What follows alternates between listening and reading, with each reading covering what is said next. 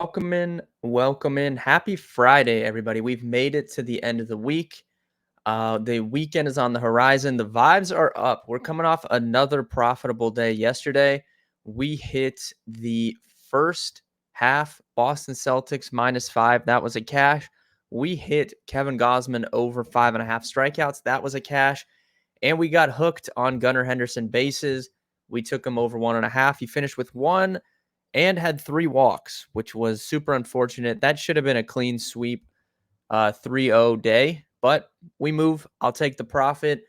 I told you guys earlier this week I really have felt good with my process lately, and I think that it's going to be a really good summer. I've kind of been notorious for these hot streaks when the first few months of summer roll in.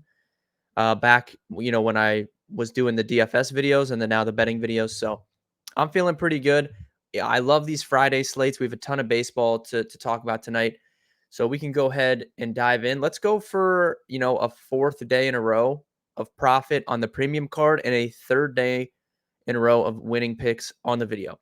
So the first thing that I want to talk about tonight is I'm going to give 2 picks out today. I've taken a number of bets already. I've posted them in the Discord. So if you want access to these tools, if you want access to the full betting card, betkarma.com/pricing for that.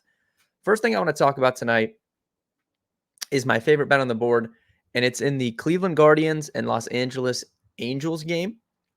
This is a late night, 9:38 Eastern start. I'm going with the Angels first 5 money line at -132 odds. Typically, how I bet these is if the line, and this goes for full game and first 5, anyone that's followed along knows this. If the line is below -150 or below, I will take the money line. If it's heavier juice than that is when I look to the spread. So, given that this is only at -132, I'm just going to go ahead and take the money line. I would rather pay a little bit extra juice to ensure that push potential as opposed to losing, if it's a tie or whatever. So Angels first 5 money line -132 is the first bet tonight. I have the live trends tool pulled up. You can see the Guardians are very public tonight. 82% of the money line tickets have come in on Cleveland thus far. 67% of the spread tickets. Very, very public side. And that's not a shocker, given how good the Guardians have been as of late. They're coming off a sweep of the Mets. And the Angels are, kind of free falling here. The lineup isn't very good without Mike Trout. Kind of just polar opposite ends of the spectrum here for these two teams. But one thing that I want to bring up here, if we pull up the money line predictor, the Angels are one of the highest graded positive differentials, 7% difference.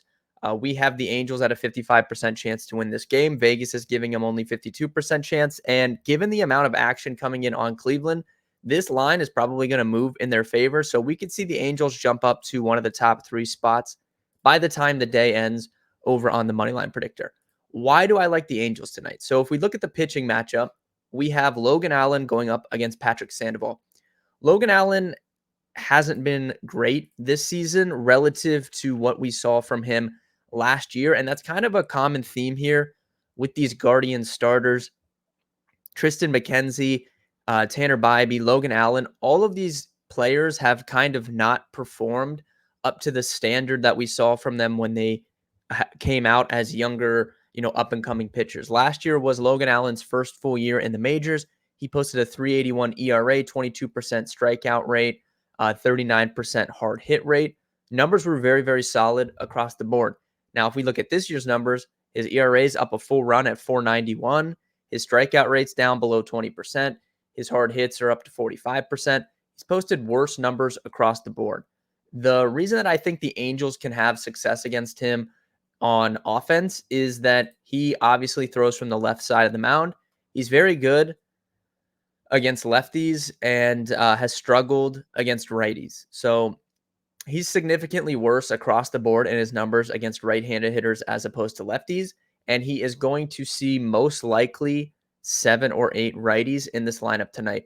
As of right now, on the projected Angels lineup, only Willie Calhoun and Nolan Januel are projected to bat from the left side. Rengifo, Ward, Pilar, Logan O'Hoppe, Zach Neto, all these guys bat from the right-handed side. So he should see a right-handed heavy lineup tonight. and that does not fit, what he does successfully. The reason that I really like this matchup, though, is because of Patrick Sandoval. Being in Northeast Ohio, I know this Cleveland team very well, and they have had a problem against left-handed pitching for quite a few years now. Basically, since they went on that run of deep playoff runs in the 2016-2017 era, they have struggled against left-handed pitching. Patrick Sandoval was kind of an up-and-coming pitcher for the Angels at one point. He's 27 years old now. He's dealt with some injuries in his career, but he's putting together arguably his best MLB season, I would say. In 2021, he had a 3.62 ERA with 26% strikeouts. That was probably the best year we saw from Patrick Sandoval as a major league pitcher. This year, his ERA looks bad at 4.59, but his expected ERA is the second lowest of his career at 3.61. His strikeouts are back up to 24% this year in comparison to that 19% we saw from him last year. He's trimmed his walks down to 9% compared to 11% last year. His hard hits are kind of on par with what we've seen from him. He doesn't give up a ton of hard hits.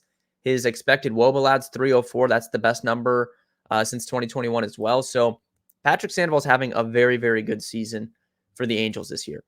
And he pitches from the left side, which I've identified the Guardians struggle with left-handed pitching. The reason that Patrick Sandoval is so good, I've talked about this back when I was doing the live streams every day instead of these recorded videos. We kind of broke down Patrick Sandoval a number of times. He has one of the best changeups in all of baseball, and that's why he is able to put up these numbers. His changeup is actually his most used pitch. He throws it more than anything else, and he throws it 30% of the time. He's allowing a 181 batting average with that changeup and a 41% whiff rate. Dominant numbers. It's one of the best changeups in baseball, and that's why he's able to have the success that he's been having. If we pull up Cleveland, as I said, they're not good against lefties. Their projected lineup tonight for the last year and this year, if we look at their combined numbers, 258 WOBA as a team against lefties, 24% strikeout rate, 136 ISO. It's bad all around. David Fry and Josh Naylor are kind of the guys that have really good numbers here. Josh Naylor is pretty good in same-handed matchups. Jose Ramirez is good, but he's much better against righties compared to lefties. He's not really Jose Ramirez against lefties. He's more of just kind of an average hitter. He's much better against right-handed pitching. And if I pull up the Guardians numbers against changeups, it's just as bad.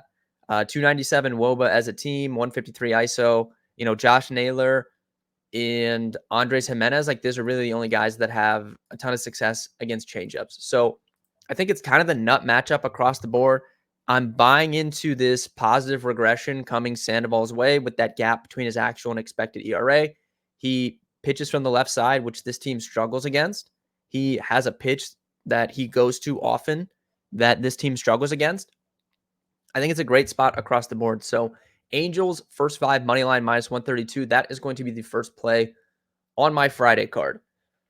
For the second play, there's a number of ways we could go here. Like I said, I've taken, I think I took 6 bets across the board for tonight. The one I'm going to give out on the video here is we're going to go with the Los Angeles Dodgers, Cincinnati Reds over 10 runs. This is a high total, obviously at 10. That's the second highest on the board, and it's only 1 run below the total in Coors Field. So this is a really high total. You can see the under is actually the public side here, but big gap between the bet percentage and handle percentage coming in on this over. And I think that can be attributed to a couple things here. First and foremost, it's extremely good hitting weather in Cincinnati tonight. This is already a great ballpark for batters in general because it's not super deep. It's just a good hitting ballpark anyways. It is expected to be around 82, 83 degrees tonight. The dew point is pretty high at 66, and there's not really strong wind blowing one way or the other. It is supposed to potentially rain, I saw before the game. So I don't know if this is true or not, but I remember back in the old DFS days, people would always say that the ball travels better in Cincinnati after it rains. I don't have no idea if that's true or not, but regardless, 80 degrees in Cincinnati is fantastic hitting weather. So I'm already buying into the offense just based off of the weather alone. When we look at the pitching matchup, we have James Paxton going against Graham Ashcraft. Both these guys, I think that you can score runs on. James Paxton is kind of a journeyman starter at this point of his career. He pitches on the left side. He throws a ton of fastballs. It's he uses it almost 63% of the time this year. His expected ERA is 5.55. So just looking in general here, just look at the numbers here for James Paxton. On the surface, you would think he's good because you see this 2.84 ERA he's put up. That expected ERA, 2.84 to 5.55. We're talking about a 3-run differential between his actual and expected ERA. His strikeouts are 13%, which is like far and away the worst numbers of his career. His walk rate's 13%.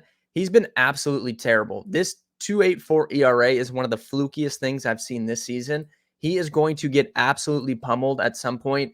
The regression gods are coming for James Paxton, and there's just no better place for it to come tonight in 80-degree heat in a small ballpark. So I'm super interested in the weather here. James Paxton looks prime for regression. Like I said, he's throwing his fastball way too much, 63% of the time. If I pull up the Cincinnati Reds against fastballs, first and foremost, they don't have great numbers as a team against lefties. So I'll just get that out of the way. But against fastballs, they have the middle of their lineup is very good at hitting fastballs. Ellie De La Cruz is a fastball hitter. Spencer Steer, Tyler Stevenson, Jeimer Candelario, Stu Fairchild. All those guys are very, very good fastball hitters. And that's probably what they're going to see a lot from James Paxton tonight. So I'm interested in that. I'm buying into this regression coming James Paxton way. And then if we look at the opposite side with Graham Ashcraft, I am a fan of Graham Ashcraft. I've talked about him a few times since last year. I think he has good stuff. I think he should strike out more hitters than he does because of how good his stuff actually is. But he has pretty middling numbers across the board, 19% strikeout rate, 8% walk rate. The expected ERA is at 4.41, which isn't good. He gives up 46% hard hits. Like, he's just pretty average across the board. He throws a lot of cutters, 45% of the time. The Dodgers do hit cutters pretty well, especially they're good hitters. For the bottom of the order is really bad. So if you just isolate the team against cutters, it looks bad. But Mookie Betts, Ohtani, Freeman, Gavin Lux, Teoscar Hernandez, all those guys have pretty respectable numbers against cutters. The reason I'm really interested in the Dodgers here, though, is Graham Ashcraft is completely dominant against right-handed batters, and his numbers fall off a cliff against lefties. 282 WOBA and a .92 ISO allowed to righties this year, 370 and 200 to lefties. There could not be a bigger gap between his numbers versus righties and versus lefties. And he is going to see a number of good lefties tonight. Freddie Freeman and Shohei Ohtani, namely. You do have Gavin Lux. You do have Jason Hayward. So he's only going to see 4 total lefties in this lineup, but 2 of them being Ohtani and Freeman with those table setters and Mookie Betts there. Will Smith's having a fantastic season. Like, I'm not even concerned about that. But I think it's a great matchup for the Dodgers. I think it's a great matchup for the Reds. It's great hitting weather. There's a big gap between the ticket and handle percentage. So I like to see that when I like something and then I see that in support of it, that makes me feel good. So second play for tonight, we are going to go with the Dodgers and Reds over 10 runs on the total. I think that's a great game for same game parlays if you want to look at, some hitting props and putting some stuff together. I know sometimes on Fridays the books will offer, same game parlay boosts for MLB. So I think that's a great game to look at with that total and the way that I think the offense is set up tonight. So there's my 2 bets for baseball today. Dodgers Reds over 10 and the Angels first 5 money line. We do have a basketball game tonight. I'm not going to give a play out here, but I'll at least look at the game. The Wolves are favored over the Mavericks at minus 5.5 right now on FanDuel. The Wolves need a response here. Coming off that game in which they lost to the Mavericks, they're down 1-0. They're at home. They really need to tie this up 1-1 going to Dallas. So I'll definitely be interested to see what happens from this game tonight. I was kind of on Towns 3-pointers. I had him over 1.5 last game. He did hit 2. He did not shoot well from the floor though. He kind of got lucky on that second one he made, but he took a number of threes. So I think maybe we could go back to that. I don't expect Jaden McDaniels to make 6 threes or whatever he did again. So I think they're going to need a bigger game from Towns in general. So that's one angle that I would consider. I really like how Derek Lively played. And if you look at just the plus minus of the last few games the Mavericks have played, They're much worse with Gafford on the floor compared to Lively. So I think we could potentially see, Lively's role grow a little bit as the series goes on. Derek Lively over 15 and a half points plus rebounds looks interesting to me just on the surface without diving in much. I think that maybe that's a prop bet we could consider, but I obviously have that future ticket on the Wolves. I did hedge with a series bet on the Mavericks at plus money, so I'm kind of playing with house money here. Regardless of who wins this, we're going to be in a good spot, but I can make more money on that futures ticket than the series hedge, so I'll be rooting. It's kind of a conflict of interest for me that I'll be rooting for the Timberwolves, but in actuality, in just real life basketball, I'm rooting for the Mavericks because it supports my Kyrie Irving agenda. But with that being said, should be a great sports weekend. Given that we've switched this from streams to pre-recorded videos, I should be able to get these videos out on the weekend as well. So I'll be back on Saturday to recap today and preview the weekend slate. Good luck with all your bets tonight, and I'll see everybody on Saturday.